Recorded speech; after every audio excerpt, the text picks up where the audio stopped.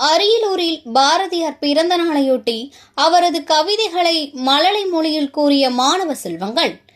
முண்டாசு கவிஞன் என அழைக்கப்படும் மகாகவி பாரதியார் பிறந்தநாள் விழா டிசம்பர் 11ஆம் தேதியான இன்று நாடு முழுவதும் கொண்டாடப்பட்டு வருகிறது. அதன் ஒரு பகுதியாக அரியலூர் பத்மஸ்ரீ பிளாசம் பள்ளியில் பாரதியார் பிறந்தநாள் விழா கோலாகலமாக கொண்டாடப்பட்டது.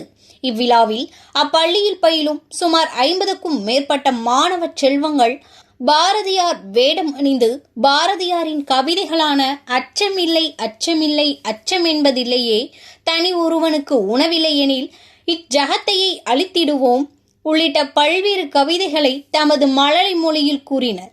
இதனை கண்டு பெற்றோர்கள், ஆசிரியர்கள் கண்டு மகிழ்ந்தனர். முன்னதாக பாரதியார் பிறந்த நாளை முன்னிட்டு ஓவிய போட்டியும் நடைபெற்றது.